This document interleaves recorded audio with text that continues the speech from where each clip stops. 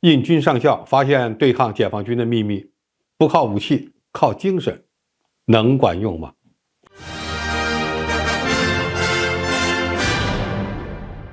观众朋友，大家好，我是付天少。在很多人看来，如果要在世界上找一支战斗意志最强大的军队，非解放军莫属。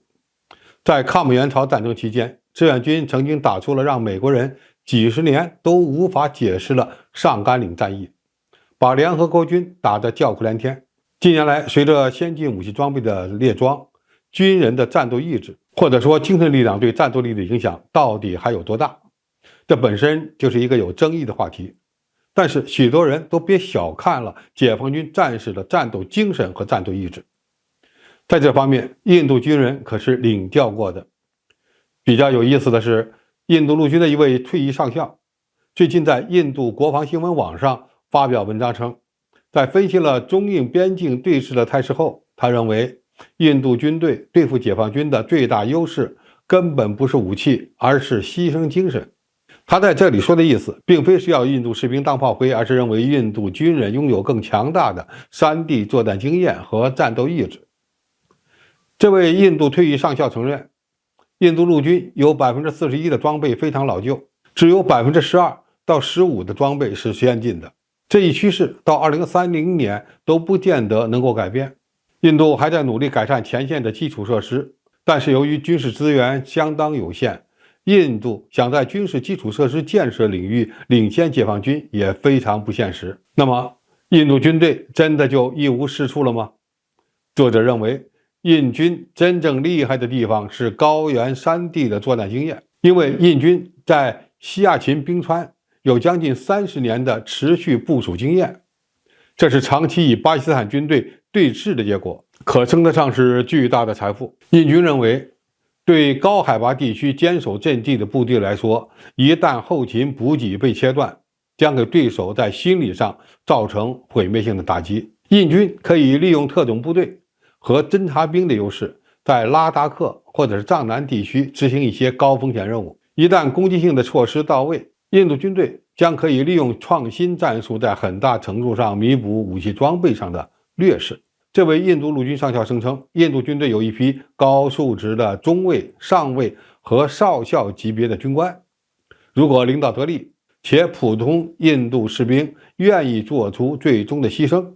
那么就能使其战斗力变得与众不同。他认为这是印度军队的传统优势，而且已经得到了历史的证明。其创新战术的关键是如何调动印度基层军官的积极性、能动性。印度军队目前仍然有为之自豪的信条：